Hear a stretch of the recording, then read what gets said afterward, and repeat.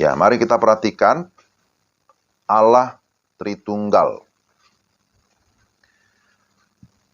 Secara definisi bahwa Allah Tritunggal adalah Allah yang Esa, yang dalam bahasa Ibrani disebut dengan Echad, yang ada secara kekal sebagai tiga pribadi, yaitu Allah Bapa dan Putra atau Anak dan Roh Kudus, yang masing-masing pribadi itu penuh sempurna kealahannya.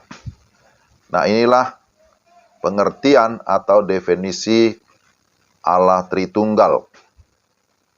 Jadi, kita mengakui bahwa Allah itu adalah Allah yang Esa, ya. Tetapi memiliki tiga pribadi yang berbeda, yaitu Bapa, Anak, dan Roh Kudus. Tetapi masing-masing sempurna, ya, keilahian ataupun kealahannya, sehingga tidak ada yang lebih rendah dari yang lain. Bapa tidak lebih rendah dari Anak, demikian juga sebaliknya. Anak tidak lebih tinggi dari Roh Kudus, Roh Kudus tidak lebih rendah dari Bapa, ya, tetapi memiliki kesetaraan di dalam kealahan. Nah, ini adalah pengertian Allah Tritunggal. Doktrin Allah Tritunggal, Bapak Ibu, Saudara yang dikasihi Tuhan, merupakan doktrin atau ajaran yang memang sulit, ya, untuk dimengerti. Dan jikalau kita bisa mengerti, kita tidak mungkin bisa mengerti secara tuntas.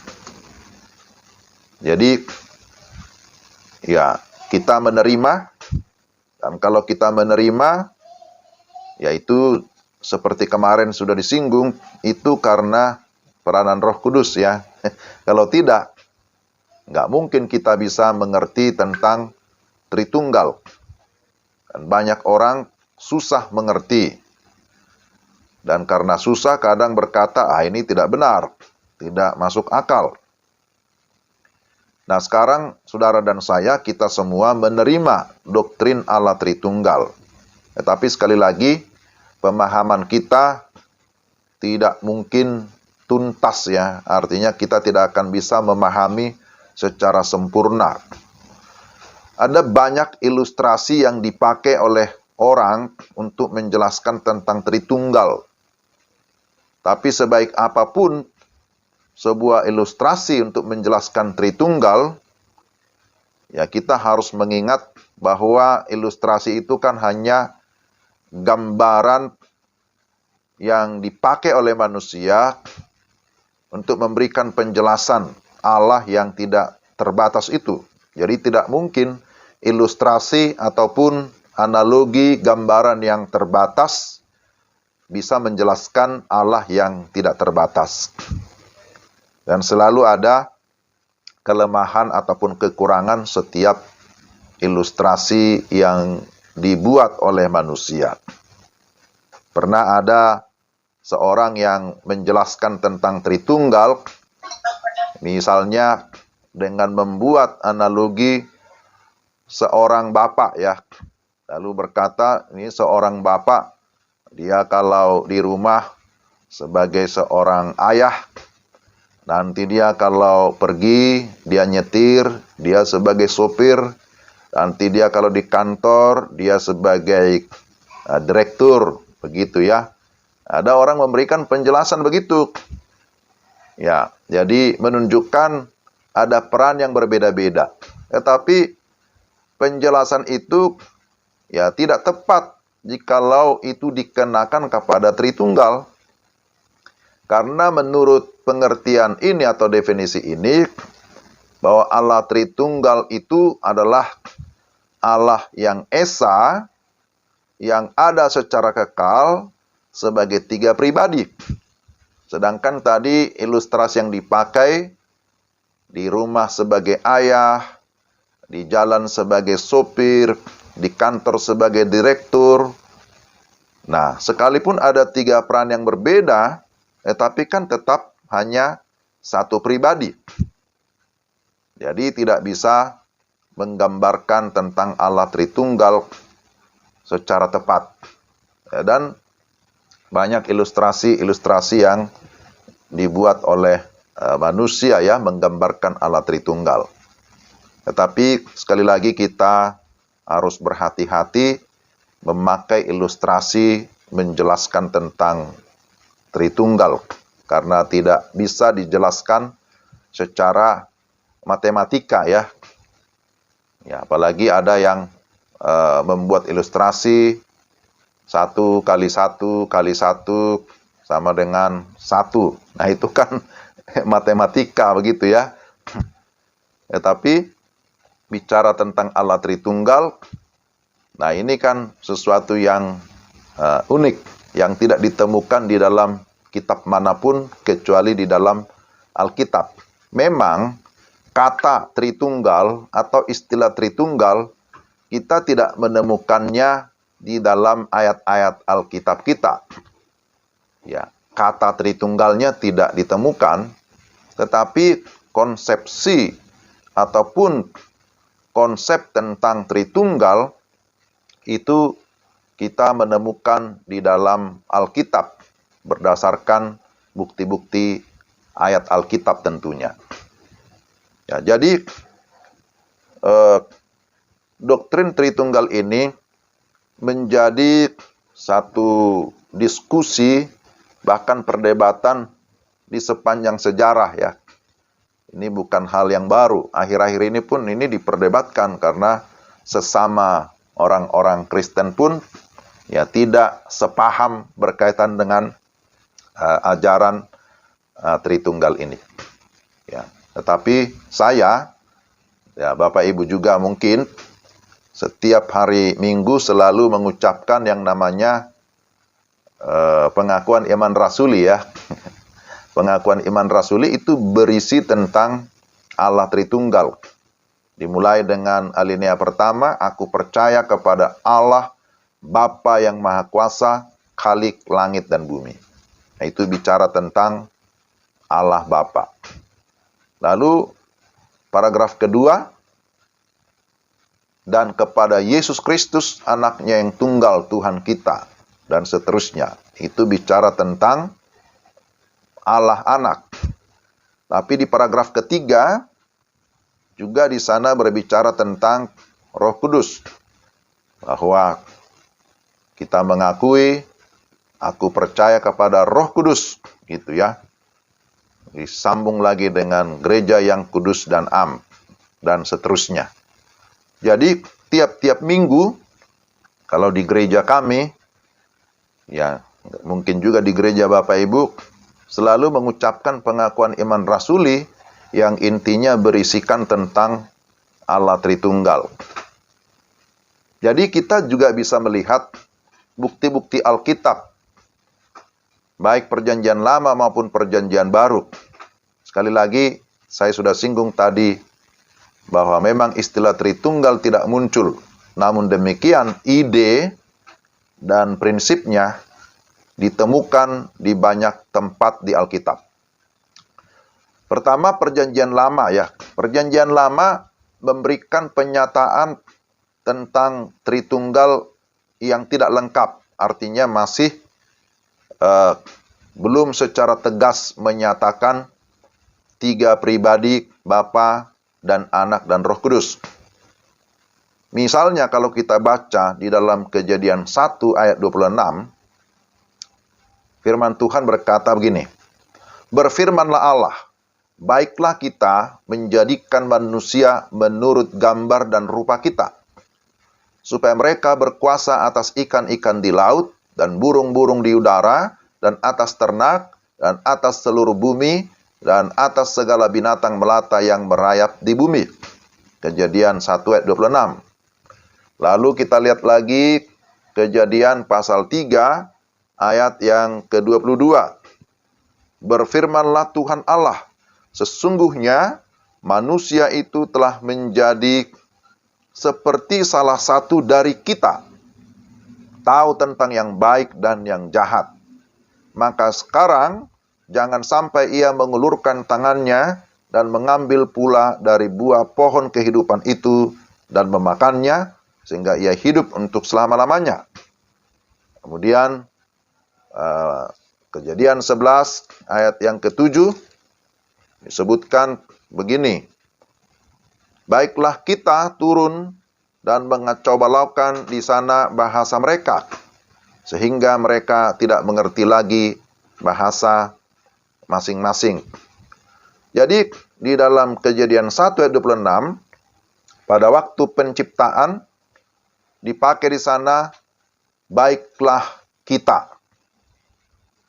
Ketika manusia jatuh ke dalam dosa dalam Kejadian 3, di sana juga dipakai kata kita.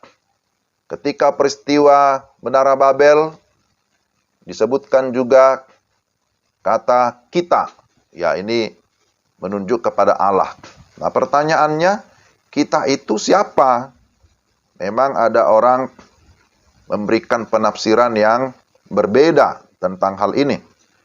Ada pernah saya dengar seorang penafsir berkata bahwa kata kita itu menunjuk kepada Allah dan malaikat. Ada yang menafsirkan begitu.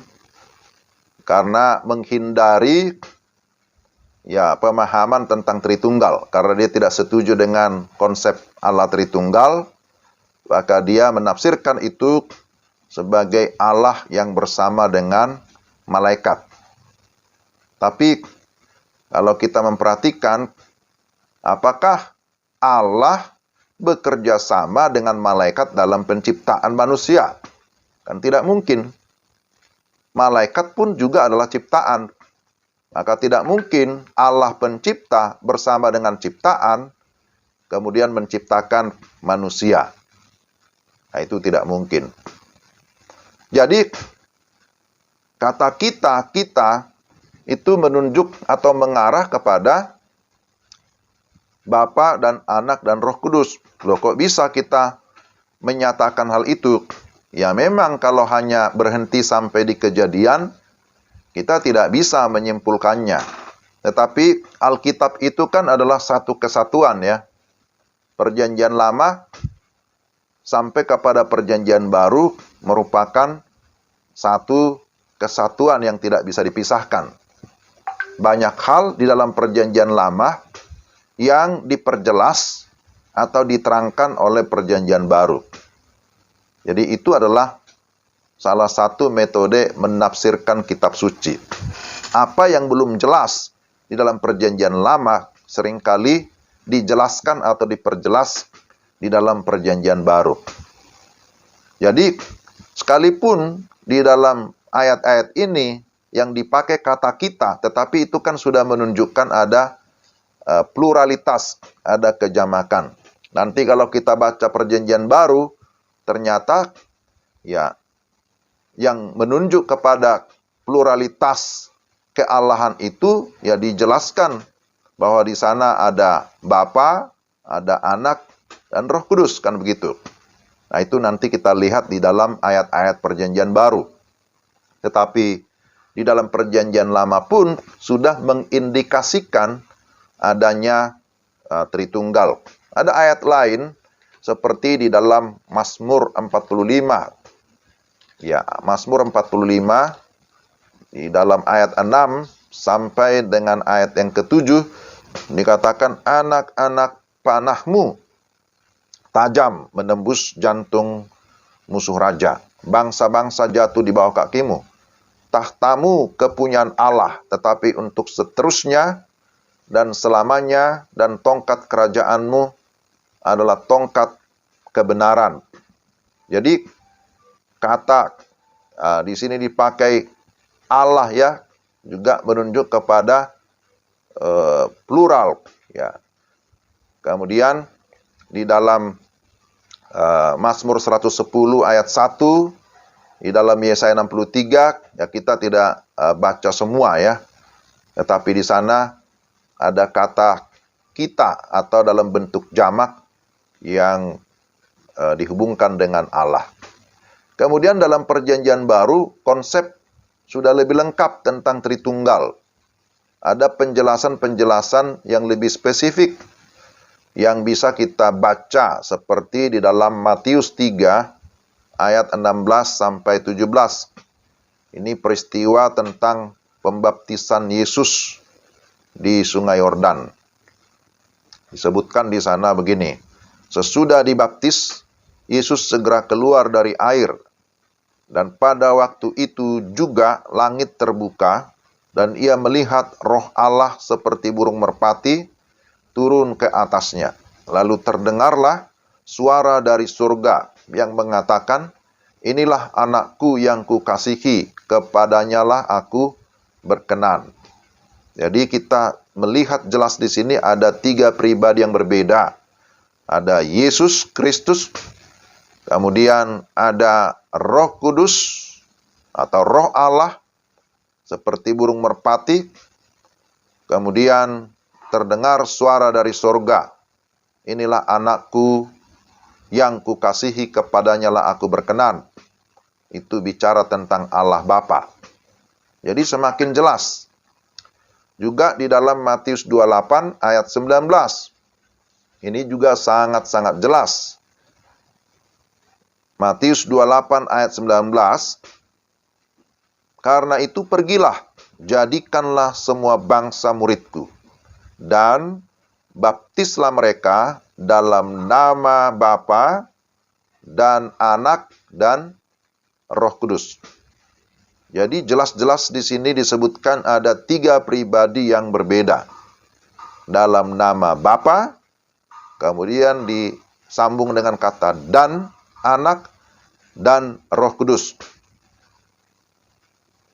Di dalam 1 Korintus 12 ayat 4 sampai 6, Rasul Paulus juga memberikan di sana konfirmasi tentang ketritunggalan Allah. 1 Korintus 12 ayat 4 sampai 6. Ada rupa-rupa karunia, tetapi satu roh. Dan ada rupa-rupa pelayanan, tetapi satu Tuhan. Dan ada berbagai-bagai perbuatan ajaib, tetapi Allah adalah satu yang mengerjakan semuanya dalam semua orang. Di sini ada 3 pribadi yang berbeda. Dalam 2 Korintus 13 ayat yang ke-13 ya. Jadi 2 Korintus 13 ayat 13 sebenarnya, bukan ayat 14. Kasih karunia Tuhan Yesus Kristus dan kasih Allah dan persekutuan Roh Kudus menyertai kamu sekalian. Jadi di sana ada Tuhan Yesus Kristus, ada Allah Bapa, lalu ada Roh Kudus yang biasa dipakai sebagai doa berkat ya. Dalam 2 Korintus 13 ayat 13. 1 Petrus 1 ayat yang kedua. Ya, dikatakan begini, mulai ayat 1 saya baca. Dari Petrus, Rasul Yesus Kristus kepada orang-orang pendatang yang tersebar di Pontus, Galatia, Kapadokia, Asia Kecil, dan Bitinia, yaitu orang-orang yang dipilih sesuai dengan rencana Allah Bapa kita, dan yang dikuduskan oleh Roh, supaya taat kepada Yesus Kristus dan menerima percikan darahnya. Jadi di sini juga Rasul Petrus mengkonfirmasi ya, bahwa keselamatan orang-orang percaya itu tidak terlepas dari peranan Allah Tritunggal. Disebutkan di sana ada Allah Bapa ya. Jadi orang-orang dipilih sesuai dengan rencana Allah Bapa, kemudian dikuduskan oleh Roh Kudus maksudnya. Tetapi dikatakan di sana supaya taat kepada Yesus Kristus. Yesus Kristus yang sudah mencurahkan darahnya untuk pengampunan dosa, untuk penebusan manusia. Jadi kita lihat baik Matius, demikian juga Paulus, juga Petrus, ya, memberikan konfirmasi atau penjelasan tentang Allah Tritunggal dengan menyebutkan ada 3 pribadi yang berbeda, yaitu Bapa, Anak, dan Roh Kudus. Ada satu ayat lagi, Yudas 20-21. Nah, Yudas pasal 1 ya, karena memang Yudas itu satu pasal. Jadi Yudas 20-21 artinya Yudas pasal 1 ayat 20-21. Akan tetapi kamu, saudara-saudaraku yang kekasih, bangunlah dirimu sendiri di atas dasar imanmu yang paling suci, dan berdoalah dalam Roh Kudus. Peliharalah dirimu demikian dalam kasih Allah, sambil menantikan rahmat Tuhan kita, Yesus Kristus, untuk hidup yang kekal. Jadi, kita lihat di dalam surat Yudas, di sana juga ada konfirmasi atau penjelasan tentang adanya 3 pribadi yang berbeda.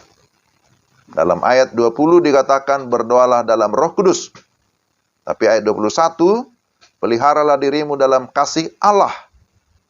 Kemudian disambung lagi sambil menantikan rahmat Tuhan kita Yesus Kristus untuk hidup yang kekal. Nah, bicara tentang penantian akan kedatangan Kristus kembali. Jadi, ini adalah beberapa ayat yang menjadi bukti-bukti Alkitab yang sangat meneguhkan, yang sangat kuat untuk memberikan kita pemahaman tentang konsep Tritunggal yang dinyatakan oleh Alkitab. Jadi, Bapak Ibu, Saudara yang dikasihi Tuhan, bahwa berkaitan dengan istilah Tritunggal, memang itu ada sejarahnya. Istilah Tritunggal itu ada sejarahnya ya. Kita lihat bagaimana doktrin Tritunggal dalam sejarah. Sejak zaman Perjanjian Lama, bangsa Yahudi selalu menekankan tentang keesaan Allah. Dan konsep ini dibawa sampai abad-abad pertama Masehi. Memang di dalam konsep Yudaisme atau agama Yahudi, konsep keesaan Allah itu kan ditekankan sebagaimana Shema Israel. Ya, Bapak Ibu pasti pernah mendengar istilah Shema Israel ya. Sebagaimana kita bisa baca itu di dalam Ulangan pasal 6 ayat yang keempat. Di dalam Ulangan pasal yang ke-6, ya, mulai dari ayat yang keempat, itu bicara tentang Shema Israel, atau semacam pengakuan iman orang Israel, atau syahadatnya orang Israel. Ya, Shema itu sebenarnya artinya dengarlah. Tapi Shema itu bukan hanya dengar, tapi memperhatikan sungguh-sungguh. Firman Tuhan disampaikan oleh Musa kepada orang Israel. Lalu dimulai dengan kata, dengarlah hai orang Israel. Artinya perhatikan sungguh-sungguh. Apa yang harus mereka dengar? Apa yang harus mereka perhatikan? Bahwa Tuhan itu Allah kita, Tuhan itu Esa. Nah, itulah penegasan yang disampaikan oleh Tuhan kepada Musa, yang harus diingat oleh orang-orang Israel, dan bukan hanya diingat pada masa itu, tapi menjadi tanggung jawab mereka untuk meneruskan atau mengajarkan bagian pengakuan iman itu kepada generasi mereka, kepada keturunan, kepada anak cucu mereka. Jadi ayat 4 berkata, dengarlah hai orang Israel, Tuhan itu Allah kita, Tuhan itu Esa. Nah, itu kemarin sudah kita singgung, kalau semua huruf besar Tuhan, semua huruf besar dicetak huruf besar, itu menunjuk kepada YHWH. Tapi kalau Tuhan hanya huruf T, huruf pertama besar, itu Tuhan, itu menunjuk kepada Adonai. Jadi Adonai itu adalah Tuhan dengan huruf pertama tercetak besar, tapi kalau huruf besar semua itu menunjuk kepada Yahweh. Jadi Yahweh itu adalah nama diri atau nama pribadi, nama yang begitu diagungkan, nama sakral, sehingga tidak bisa disebut secara sembarangan, sehingga mereka menggantinya atau menyebutnya dengan sebutan Adonai. Jadi, inilah yang diajarkan oleh Tuhan melalui Musa, supaya disampaikan kepada umat Tuhan, kepada orang Israel. Setelah ada pengakuan iman tentang Tuhan itu Allah kita, bahwa Yahweh itu adalah Elohim kita, bahwa Yahweh itu adalah Esa atau Ehad. Kemudian ayat 5 disambung dengan perintah, kasihilah Tuhan Allahmu dengan segenap hatimu, dan dengan segenap jiwamu, dan dengan segenap kekuatanmu. Dan apa yang kuperintahkan kepadamu pada hari ini, haruslah engkau perhatikan.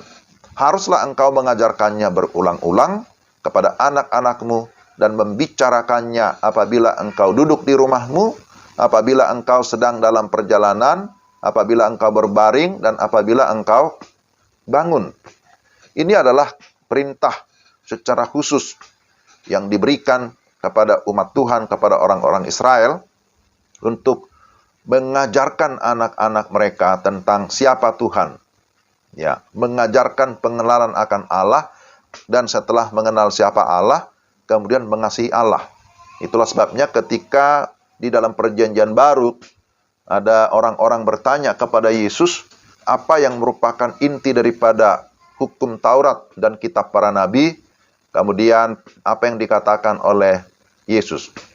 Bahwa kasihilah Tuhan Allahmu dengan segenap hatimu, dengan segenap jiwamu, dan seterusnya.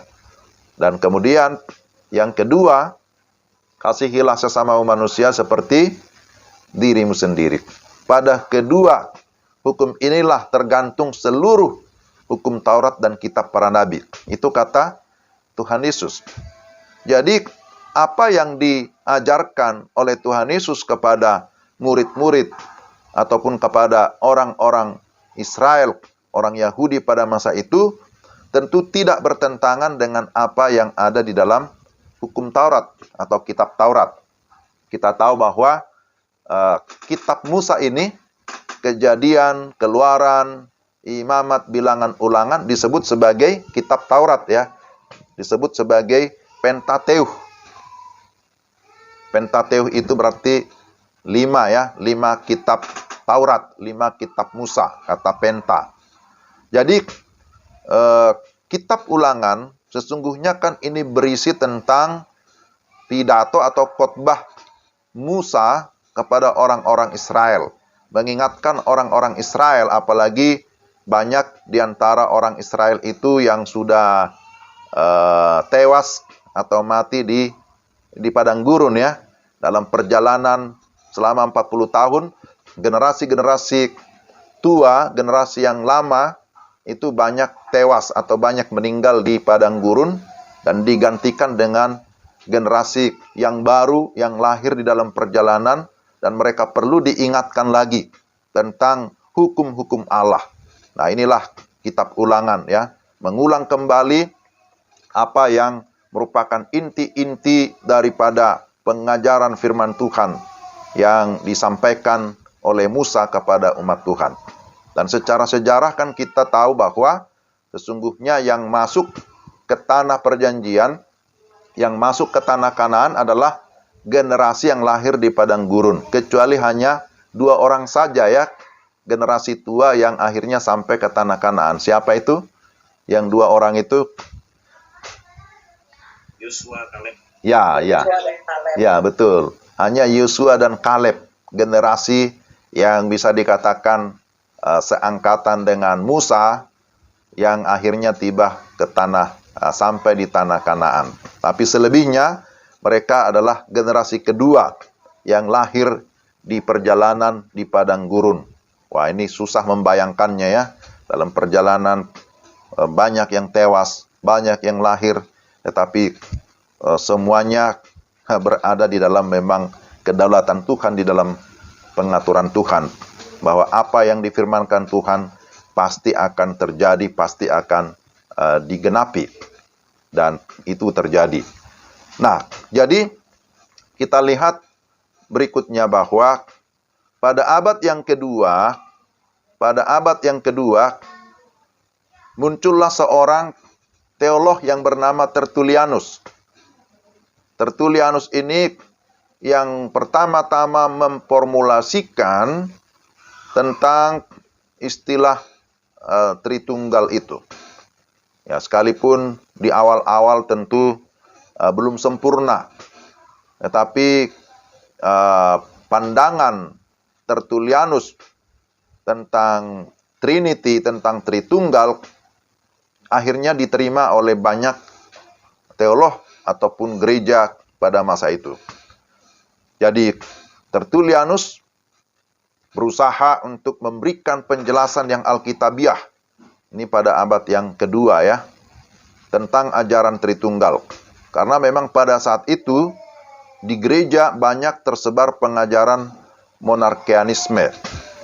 Jadi apa yang dipahami Tertullianus tentang Tritunggal, ya sebenarnya seperti tadi di awal yang sudah kita singgung ya, yang saya sudah sampaikan, bahwa Allah kita itu adalah Allah yang Esa, tapi Esa dalam bahasa Ibrani disebut Echad, menunjuk kepada kesatuan. Tetapi bahwa Allah yang Esa itu adalah Allah yang menyatakan dirinya di dalam tiga pribadi. Tentang tiga pribadi tadi sudah kita baca beberapa ayat di dalam Perjanjian Baru yang memberikan penegasan, ada Allah Bapa, ada Allah Anak yaitu Yesus Kristus, dan ada Allah Roh Kudus. Jadi pada abad-abad kedua ini ada pengajaran monarkianisme yang bertentangan dengan ajaran Tritunggal. Nah, seperti apa ajaran monarkianisme sehingga disebut sebagai ajaran yang sesat? Jadi ada monarkianisme disebut monarkianisme dinamis, yang disebut dengan istilah adopsianisme. Ajarannya seperti ini. Yesus adalah manusia biasa yang diadopsi oleh Allah dan diberikan kekuatan khusus pada saat ia dibaptis. Nah, inilah yang disebut sebagai ajaran adopsianisme. Nah, ini tentu bertentangan dengan iman kita, bertentangan dengan apa yang kita pahami di dalam ajaran Tritunggal ya. Jadi, mereka menafsirkan peristiwa pembaptisan Yesus dengan cara yang tentu ya salah ya. Jadi disebutkan atau pendapat mereka bahwa Yesus itu adalah manusia biasa yang diangkat oleh Allah, diberikan kekuatan khusus pada saat dibaptis. Ini sama saja mau menyatakan bahwa Yesus itu adalah manusia yang dipertuhankan. Ya, tentu kita tidak setuju pandangan itu. Nah, di dalam ayat 16-17 tadi memang kita sudah singgung ini. Peristiwa pembaptisan Yesus ya.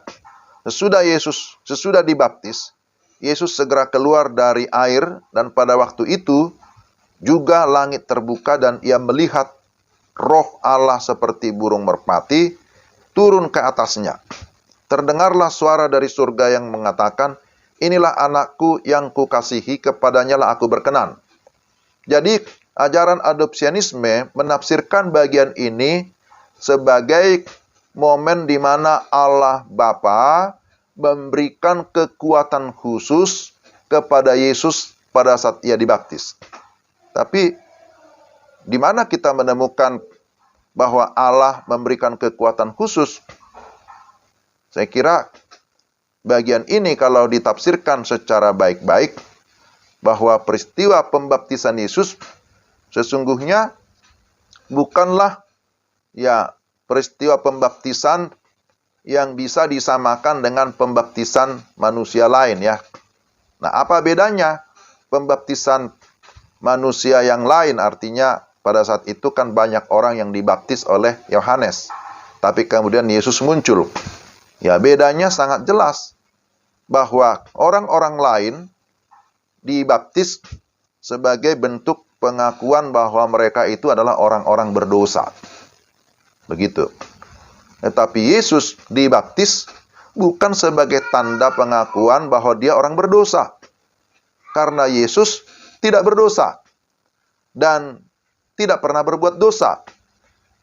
Satu-satunya manusia yang tidak berdosa itulah manusia Yesus.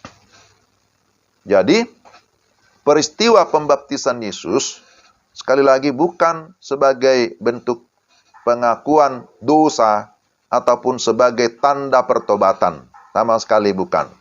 Tetapi lebih ditafsirkan kepada bahwa ini adalah momen di mana Yesus memang akan memulai pelayanannya yang ditandai dengan pembaptisan. Di sana Roh Kudus hadir, di sana Allah Bapa hadir untuk memberikan sebuah peneguhan atau sering disebut sebagai satu peristiwa ya penahbisan, kira-kira begitu ya. Penahbisan, atau kalau istilah kita sekarang sebelum masuk ke dalam pelayanan ada penahbisan atau ada satu pelantikan, sebuah konfirmasi bahwa memang sudah siap memulai pelayanan. Dan itu yang kita lihat setelah Yesus dibaptis, ya kemudian ada konfirmasi dari Allah Bapa, inilah anakku yang kukasihi, kepadanya lah aku berkenan. Kemudian setelah itu Yesus mulai mempersiapkan diri masuk ke dalam pelayanan. Dia tidak langsung memulai pelayanan, tapi mempersiapkan diri dengan berdoa, bahkan juga berpuasa. Jadi Yesus memberikan sebuah contoh, memberikan satu teladan kepada murid-muridnya, dan tentu saja juga kepada kita semua sebagai orang-orang yang percaya kepadanya, bahwa memasuki sebuah pelayanan atau masuk ke ladang pelayanan itu memang betul karena itu pengutusan Allah. Allah yang mengutus, Allah yang menahbiskan, Allah yang memberikan satu penegasan. Ya, seperti Yesus ya di sini. Kemudian Yesus sendiri mengambil waktu, mengambil kesempatan untuk berdoa secara khusus, berpuasa, ya menunjukkan satu kerendahan hati ya, memberikan teladan kepada murid-murid, kepada banyak orang bahwa dia sudah siap untuk melayani. Dan kemudian dalam masa persiapan itu kita juga melihat ada si iblis datang, ada si jahat datang untuk mencobai. Tetapi kita lihat juga di sana bahwa Yesus itu adalah seorang yang sungguh-sungguh taat akan firman. Sehingga semua bentuk pencobaan itu dijawab atau dikalahkan dengan firman Tuhan. Ya, ada tertulis, ada tertulis, ada tertulis, kan begitu. Jadi 3 kali dicobai, semua dijawab berdasarkan firman, bukan berdasarkan kekuatannya. Sekalipun di satu sisi Yesus adalah Tuhan, tetapi sebagai hamba dia menunjukkan ketaatannya yang penuh kepada firman, ketaatan kepada Bapa di dalam menjalankan panggilannya di tengah-tengah dunia ini. Jadi ya berdasarkan firman Tuhan ini, tentu kita menolak pengajaran adopsianisme yang dikenakan kepada Yesus. Bahwa Yesus itu bukanlah manusia yang diadopsi oleh Allah dan diberikan kekuatan khusus ketika dibaptis untuk menjalankan tugasnya di dunia. Tidak. Tetapi Yesus adalah Allah yang menjadi manusia. Itu yang kita baca di dalam Yohanes pasal 1. Yohanes pasal 1 ayat yang ke-14, kita bisa menemukan di sana secara jelas satu peristiwa inkarnasi. Inkarnasi artinya Allah yang menjadi manusia.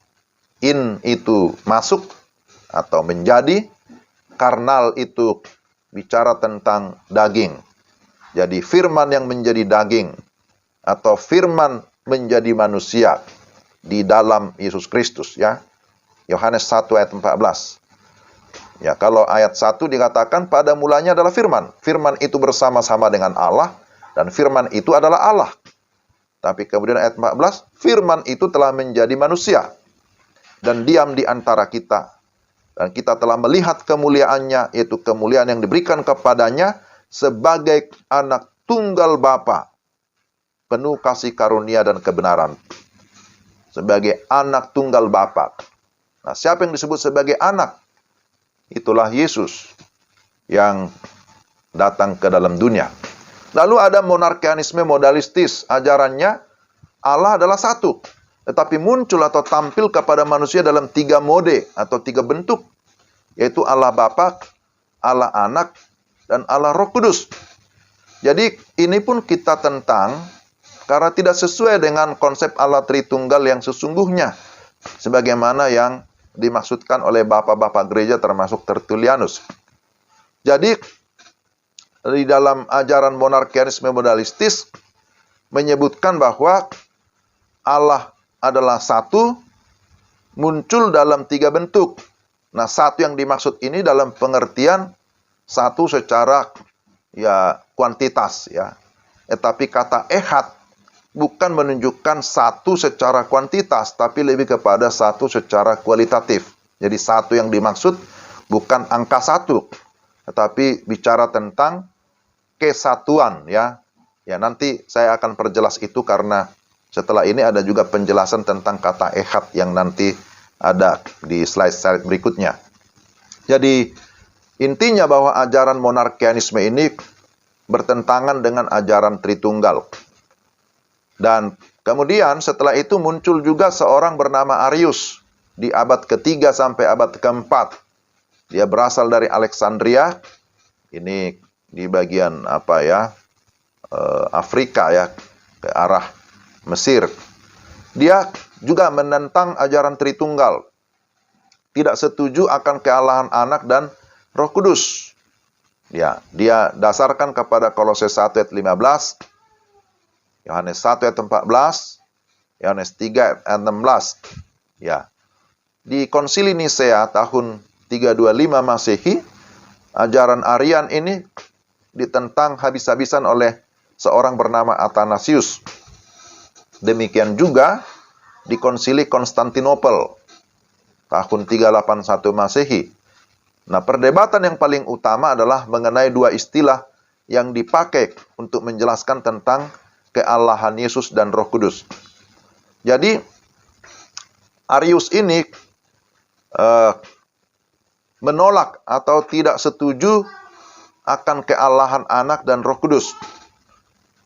Jadi, Allah Anak atau Allah Roh Kudus, ya, dia sebut itu bukan Allah, ya.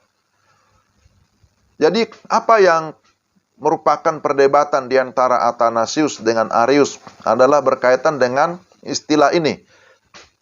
Ya, jadi ada satu istilah namanya homoousios. Lalu ada homoiousios.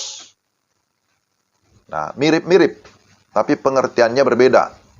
Kalau homoousios, pengertiannya sifat yang sama. Tapi homoiousios, pengertiannya sifat yang mirip. Jadi menurut Athanasius, bahwa Anak, Roh Kudus, dan juga Bapa memiliki sifat yang sama. Sehingga dengan demikian, Athanasius berpendapat, baik Bapa maupun Anak dan Roh Kudus adalah satu hakikat di dalam kealahan. Tidak ada perbedaan keilahian, kealahan antara Bapa, Anak, dan Roh Kudus. Dengan kata lain, Athanasius mengakui bahwa Anak juga adalah Allah, Roh Kudus juga adalah Allah. Tetapi Arius berkata, tidak, bahwa Yesus itu hanya memiliki sifat yang mirip dengan Allah Bapa. Mirip itu tidak sama. Karena itu, kata Arius, bahwa Yesus itu bukanlah Allah. Karena dia hanya memiliki sifat yang mirip. Nah, dengan demikian, kesimpulan daripada Arius, bahwa Yesus itu bukan Allah. Tetapi Yesus itu hanya merupakan ciptaan yang sulung. Jadi salah satu ayat yang sering dikutip oleh golongan Arius. Nah, pengikut Arius ini disebut dengan Arianisme ya. Pengikut dari Arius. Jadi Arius itu menafsirkan Kolose 1 ayat 15. Ya, kita lihat dulu ya. Dikatakan begini, Kolose 1 ayat 15. Ia adalah gambar Allah yang tidak kelihatan, yang sulung, lebih utama dari segala yang diciptakan. Jadi dia berhenti sampai pada ayat 15 dan menyimpulkan, oh kalau begitu, Yesus itu hanya ciptaan yang sulung, yang lebih utama dari segala sesuatu. Jadi sekali lagi penekanan Arius, Yesus itu bukan Allah, tapi Yesus itu adalah ciptaan yang sulung. Karena dia adalah ciptaan yang sulung, maka dia memiliki kemiripan sifat-sifat yang ada di dalam diri Allah. Nah, saudara-saudara, Bapak Ibu, inilah yang juga terus berkembang sampai dengan sekarang oleh kaum Arianisme yang menentang ajaran tentang Tritunggal, yang menyebut bahwa Tritunggal itu tidak tepat, tidak alkitabiah, karena melihat satu ayat ini.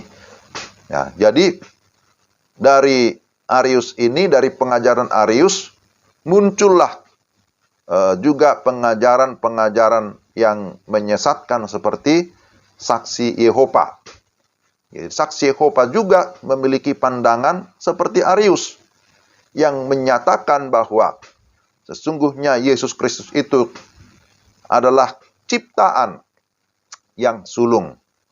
Tetapi Bapak Ibu, kalau kita memperhatikan Kolose pasal 1 ayat 15, itu kan masih koma sebenarnya.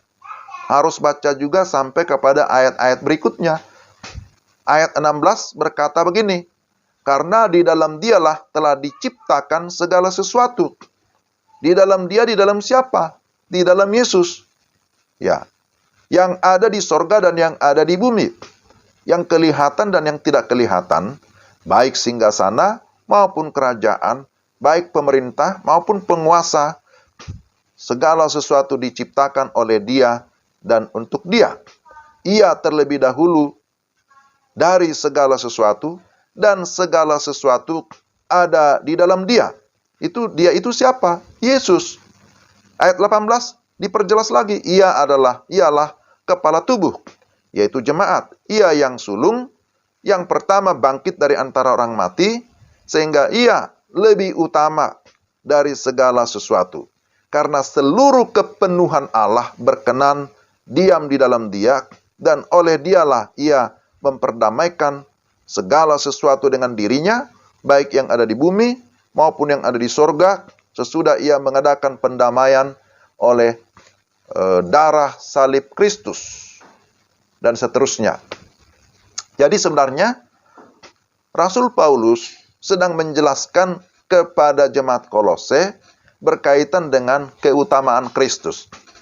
Ya, memang bahwa Paulus juga mengakui Yesus itu memiliki yang namanya dua natur. Dua natur maksudnya bahwa Yesus Kristus adalah manusia, tetapi juga Dia adalah Allah. Jadi, keunikan ini hanya ada di dalam Yesus Kristus. Mengapa kita percaya bahwa Yesus adalah manusia? Karena memang Dia dilahirkan sebagai manusia melalui perawan Maria. Mengapa kita percaya bahwa Dia adalah Allah? Karena disebutkan di dalam firman Tuhan seperti Yohanes 1 ayat 1, kemudian ayat 14 tadi yang tadi sudah kita baca, bahwa dia adalah firman yang menjadi manusia. Dan kita tahu ayat 1 menyebutkan pada mulanya adalah firman, dan firman itu adalah Allah. Jadi dari sisi kelahirannya kita juga mengetahui bahwa Yesus itu dilahirkan bukanlah dari hubungan antara Yusuf dan Maria sebagai suami istri, tetapi dikatakan dia dikandung dari Roh Kudus. Jadi bukan dari benih yang fana, tetapi dikandung dari Roh Kudus.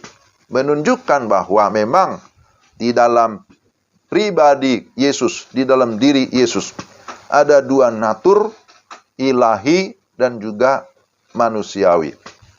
Jadi, kalau Arius menentang kealahan Yesus, itu memang karena dia memahami Kolose dengan pola pikirnya yang terbatas. Jadi, memang kita juga mengakui, disebutkan bahwa Yesus itu adalah yang sulung. Tapi istilah yang sulung itu tidak diartikan berkaitan dengan kelahiran secara biologis. Ya, bahwa dia yang sulung. Kalau diartikan sebagai yang sulung secara biologis, tentu tidak mungkin. Karena sebelum Yesus lahir sudah banyak manusia yang lahir, kan begitu. Jadi salah menafsirkan yang sulung secara biologis. Tetapi istilah yang sulung di sini menunjukkan keutamaan Kristus. Bahwa dia lebih utama dari segala sesuatu.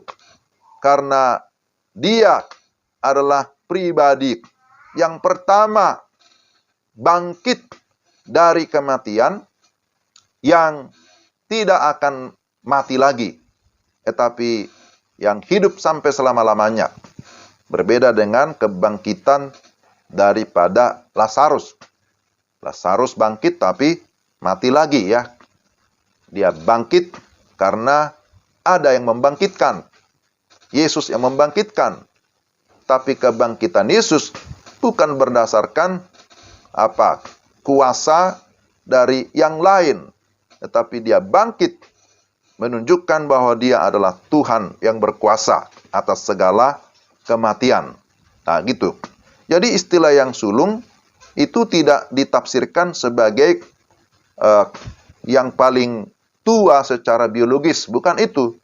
Tapi menunjukkan keutamaannya dari seluruh ciptaan yang ada.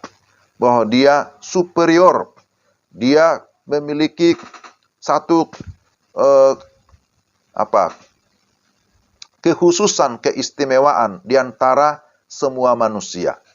Karena kemanusiaannya, sekali lagi, adalah kemanusiaan yang sempurna, yang tak bercacat, yang tak bernoda, yang tanpa dosa. Jadi satu-satunya manusia yang tidak pernah berdosa itulah manusia Yesus Kristus. Jadi inilah ajaran Arius yang juga banyak diteruskan oleh para pengikutnya sampai dengan sekarang, termasuk aliran-aliran saksi Yehova yang menolak kealahan Yesus. Mereka berkata, ya Yesus itu hanya sebagai ciptaan yang sulung. Tetapi kita menolak pandangan itu karena Yesus itu bukanlah ciptaan. Tetapi dia adalah Allah yang disebutkan di dalam Kolose ini sebagai pencipta segala sesuatu.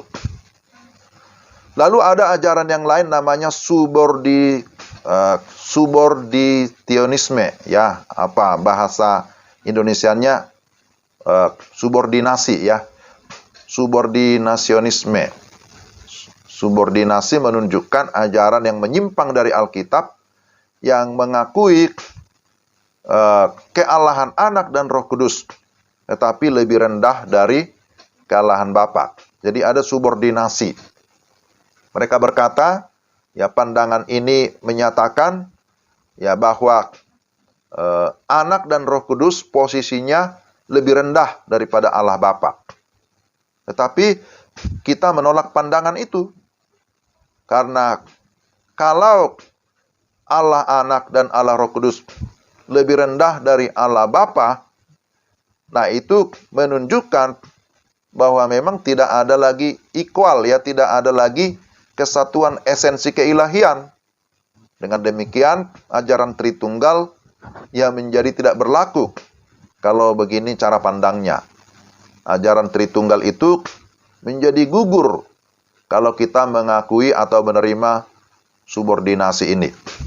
Jadi, kita menolak pandangan yang merendahkan keallahan Anak, apalagi Roh Kudus. Ya. Pada pertengahan abad keempat, seorang teolog dari Kapadokia, Asia Kecil Timur, memberikan doktrin Tritunggal yang definitif, mengalahkan ajaran aliran Arianisme dan mempertahankan istilah homoousios. Tadi sudah kita singgung ya, istilah homoousios inilah yang kita terima, yang mengakui bahwa antara Allah Anak, Roh Kudus, dan Allah Bapa adalah memiliki sifat yang sama. Doktrin Tritunggal tuntas diformulasikan pada masa Agustinus, Bapa Gereja, abad keempat sampai kelima. Kemudian dia menuliskan bukunya berjudul De Trinitate, atau Allah Tritunggal. Allah Bapa, Allah Anak, dan Allah Roh Kudus tidak memiliki subordinasi, tetapi memiliki kesetaraan. Satu esensi Allah dengan tiga pribadi, seperti apa yang diajarkan dalam Alkitab. Itulah juga yang dituliskan oleh Agustinus di dalam bukunya. Kemudian muncul konsili gereja, namanya Konsili Toledo, menyelesaikan perdebatan tentang istilah filik, ya, dalam bahasa Latin yang artinya dan anak, berdasarkan Yohanes 14 ayat 26, Yohanes 16 ayat 7, Yohanes 15 ayat 26. Istilah filik ini tidak dicantumkan baik dalam konsili 325 maupun 381. Baru ditambahkan dalam sinode Toledo. Nah, apa sih artinya filik ini, ya? Dan anak, sebenarnya itu. Jadi Yohanes 14 ayat 26 disebutkan di sana dalam Yohanes 14 ayat 26. Saya baca dulu ini supaya menjadi jelas. Yohanes 14 ayat 26. Tetapi penghibur, yaitu Roh Kudus, yang diutus oleh Bapa dalam namaku, dialah yang akan mengajarkan segala sesuatu kepadamu dan akan mengingatkan kamu akan semua yang telah kukatakan kepadamu. Yohanes 16 ayat 7.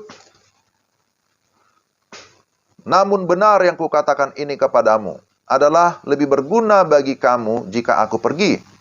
Sebab jikalau aku tidak pergi, penghibur itu tidak akan datang kepadamu. Tapi jikalau aku pergi, aku akan mengutus dia kepadamu. Yohanes 15 ayat 26. Jikalau penghibur yang akan kuutus dari Bapa datang, dan roh kebenaran yang keluar dari Bapa, ia akan bersaksi tentang aku. Jadi Konsili Toledo ini artinya mau memberikan penegasan bahwa bicara tentang Tritunggal ya harus diperjelas, ya, bahwa di sana ada ya dan anak. Jadi Bapa dan Anak dan Roh Kudus. Kira-kira begitu maksudnya. Jadi tidak cukup hanya menyatakan Bapa, Anak, dan Roh Kudus. Tapi seperti yang disebutkan di dalam Matius pasal 28, kita tadi sudah baca itu, ya. Memang di sana ada penegasan dengan artikel dan gitu, ya. Ayat 20 pasal 28, Matius 28 ayat 19 berkata, baptislah mereka dalam nama Bapa, kemudian ada dan Anak dan Roh Kudus. Jadi mereka mau mempertegas, harus dibuat lebih jelas bahwa rumusan Tritunggal itu harus disebutkan Bapa dan Anak dan Roh Kudus. Kira-kira begitulah yang disebutkan di dalam konsili ini. Sehingga dengan demikian rumusan Tritunggal lebih jelas lagi. Ya, bahwa di antara Bapa dan Anak dan Roh Kudus merupakan tiga pribadi yang berbeda, tetapi dalam satu esensi kealahan yang setara, yang equal, yang sama. Sesudah masa reformasi, tokoh-tokoh reformator seperti Martin Luther dan juga John Calvin tidak menolak doktrin Tritunggal versi Athanasius.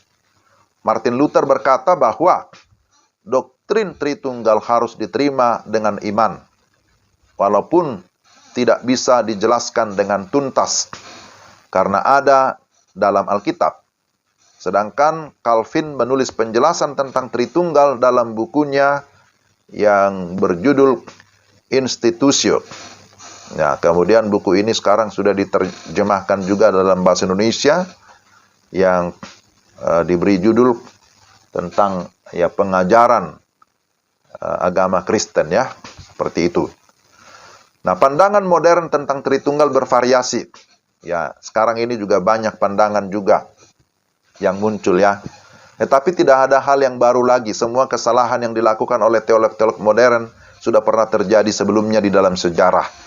Ya, bagi kita, maka isi doktrin Tritunggal adalah Allah adalah tiga pribadi, Bapa dan Anak. Ya, kalau mau dipertegas, ya, sebenarnya bagi kita tentu tidak menjadi problem lagi ketika kita menyebut Bapa, Anak, dan Roh Kudus. Ya, itu juga dalam pengakuan bahwa tiga pribadi itu adalah setara, ya. Tapi kalau mau kita lengkapi seperti Konsili Toledo, ya boleh juga lah. Bapa dan Anak dan Roh Kudus. Masing-masing pribadi Allah itu adalah Allah yang sempurna. Ya, tidak ada yang tidak sempurna, tidak ada yang lebih rendah dari yang lain. Mereka tiga pribadi, tetapi Allah yang esa, satu esensi. Ya, ada gambarannya seperti ini, ya.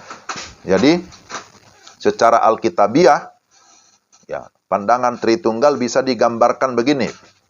Ada Bapa, Father, ada Anak, Son, ada Roh Kudus, Holy Spirit. Ya. Jadi Allah Bapa, ya, bukan Allah Anak.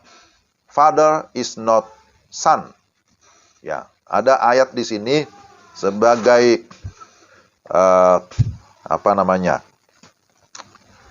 ayat yang memberikan kita bukti.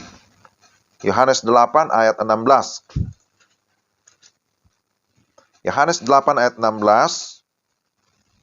Dan jikalau aku menghakimi, maka penghakimanku itu benar.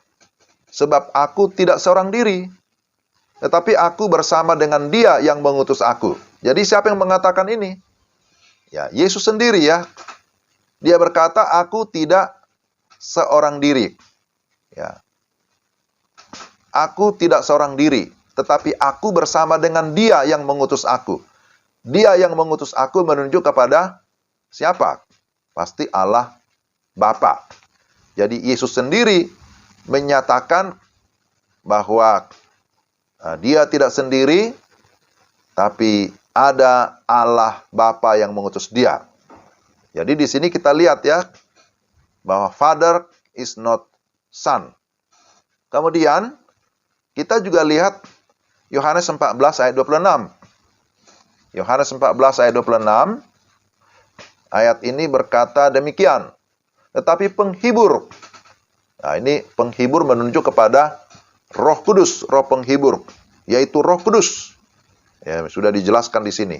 Tetapi penghibur, yaitu Roh Kudus, yang akan diutus oleh Bapa dalam namaku. Nah, di sini Yesus sendiri menyatakan oleh Bapa. Lalu dalam namaku, ya, itu bicara tentang dirinya sendiri. Dialah yang akan mengajarkan segala sesuatu kepadamu dan akan mengingatkan kamu akan semua yang telah kukatakan kepadamu. Ini tentang janji kedatangan Roh Kudus. Jadi Yesus sendiri memberikan di sini sebuah konfirmasi ataupun pembedaan bahwa ada Allah Bapa, ada Roh Kudus yang disebut penghibur, tapi ada Yesus. Maka di sini juga kita melihat ada perbedaan. Kemudian Kisah Para Rasul 10. Kisah Para Rasul 10 ayat yang ke-38. Di dalam Kisah pasal 10 ayat yang ke-38 dikatakan begini. Yaitu tentang Yesus dari Nazaret. Bagaimana Allah mengurapi dia dengan Roh Kudus, dengan kuat kuasa. Dia yang berjalan berkeliling sambil berbuat baik dan menyembuhkan semua orang yang dikuasai iblis, sebab Allah menyertai dia.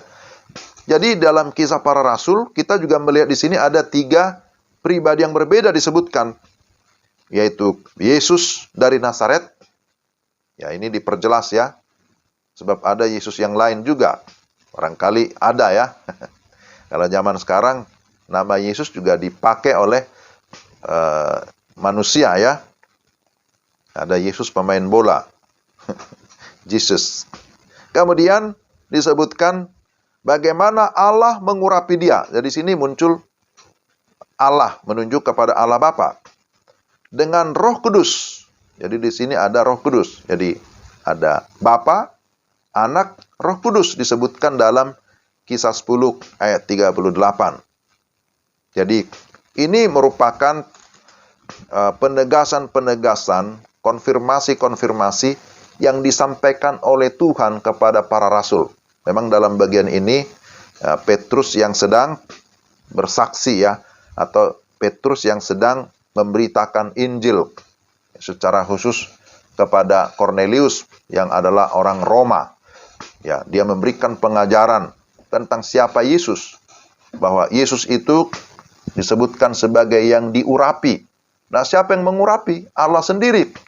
Nah, jadi ya, tadi saya sudah singgung tentang pembaptisan, bahwa dalam peristiwa baptisan Yesus itu juga sekaligus penahbisan.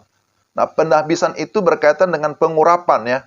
Kalau dalam perjanjian lama, seseorang yang akan menjalankan tugas pelayanan, ya, entahkah dia sebagai seorang imam, seorang raja, atau seorang nabi, ketika dia sudah dipilih, ya, dan meyakini Tuhan memanggil dia untuk masuk ke dalam pelayanan, maka mereka harus mendapatkan pengurapan khusus. Dan diurapi memakai simbol ataupun lambang, biasanya dengan apa? Minyak. Maka ada disebut minyak urapan gitu ya. Jadi diurapi dengan minyak. Jadi peristiwa pengurapan baik terhadap terhadap nabi, terhadap imam maupun raja, itu menunjukkan di sana ada kehadiran Roh Kudus. Roh Kudus yang akan memimpin mereka di dalam melaksanakan tugas-tugas yang dipercayakan oleh Tuhan. Tapi ketika Yesus akan masuk ke dalam pelayanan, dia mendapatkan pengurapan atau penahbisan khusus. Tapi bukan lagi dengan minyak. Bukan lagi dengan minyak urapan atau minyak zaitun atau minyak apa. Tetapi langsung Roh Kudus yang turun. Nah, ingat, dalam perjanjian lama, minyak urapan itu melambangkan kehadiran Roh Kudus. Karena memang di dalam perjanjian lama ada banyak bahasa simbol atau lambang yang dipakai. Tapi ketika masuk dalam perjanjian baru, ketika Yesus datang dan akan memasuki ladang pelayanan, maka Allah Bapa mengkonfirmasi, Roh Kudus turun untuk memberikan sebuah pengurapan. Tidak lagi ditandai dengan minyak urapan itu. Kan begitu ya. Jadi setelah itu Yesus masuk ke dalam pelayanan. Itu sebabnya Yesus disebut sebagai Mesias yang diurapi. Dia menjalankan tugas-tugas khusus sebagai yang diurapi, yaitu tugas kenabian, tugas keimaman, tugas sebagai seorang raja. Semuanya dipenuhi di dalam Yesus Kristus. Nah, ini jelas ya. Jadi Yesus disebut sebagai Mesias. Dalam bahasa Yunani disebut Kristos atau Kristus. Mesias sama dengan Kristus. Artinya yang diurapi. Diurapi dalam menjalankan tugas-tugas pelayanan sebagai nabi, sebagai imam, sebagai raja. Nah, itu sebabnya ketika kita berbicara tentang Yesus, ya kita juga bisa menyebut Yesus sebagai nabi. Ya, dia juga disebut sebagai nabi yang menyatakan firman. Dia disebut sebagai imam besar. Tetapi kalau imam di dalam perjanjian lama, tugasnya mempersembahkan korban. Korban-korban dari binatang. Ada kambing, domba, burung, seperti burung tekukur, dan lain-lain, kan begitu. Tetapi Yesus sebagai imam ternyata tidak mempersembahkan korban-korban binatang, tetapi justru mempersembahkan dirinya. Mempersembahkan hidupnya sebagai korban yang harus mati di atas kayu salib. Nah, inilah kekhususan daripada Yesus sebagai imam besar yang membuka jalan bagi kita untuk datang kepada Allah. Kalau imam-imam di dalam bait Allah, mereka bertugas mempersembahkan korban. Dan hanya imam besar agung yang bisa masuk ke ruang Maha Kudus, itu pun hanya sekali setahun. Tetapi melalui imam besar agung Yesus Kristus, yang sudah menjadi korban bagi kita. Dia sudah membuka tabir bait Allah. Sehingga siapa yang percaya kepada Yesus Kristus, dia memiliki akses untuk bisa masuk ke ruang Maha Kudus. Dan ruang Maha Kudus itu ada di mana? Ada di surga. Nah, inilah apa yang dikerjakan oleh Yesus. Dia disebut sebagai raja. Bahwa kerajaannya bukan dari dunia ini. Yesus sendiri berkata, kerajaanku bukan dari dunia ini. Kalau aku raja dari dunia ini, tentu dia memakai pedang untuk memberikan perlawanan. Tetapi kerajaannya adalah kerajaan yang kekal. Dialah yang akan datang kelak menyatakan kekuasaannya di tengah-tengah dunia ini. Dialah raja atas segala raja yang kita nantikan, yang juga sekaligus akan menjadi hakim atas seluruh dunia. Nah, ini jadi bahwa berkaitan dengan Tritunggal, bahwa Bapa dan Anak dan Roh Kudus merupakan tiga pribadi yang berbeda, karena kita sudah cukup banyak melihat bukti-bukti ayat. Tetapi sekaligus kita mengakui bahwa Father is God, bahwa Bapa adalah Allah, Son is God, Anak adalah Allah, Holy Spirit is God, bahwa Roh Kudus adalah Allah. Maka Bapa dan Anak dan Roh Kudus adalah Allah yang esa, Allah yang sejati. Nah, inilah gambaran sederhana yang memberikan kita pengertian tentang Biblical Trinity atau Trinitas yang berdasarkan Alkitab. Nah, begitu kira-kira Bapak Ibu penjelasan saya berkaitan dengan Allah Tritunggal. Sampai di sini apakah Bapak Ibu bisa menerima atau bisa memahami dengan baik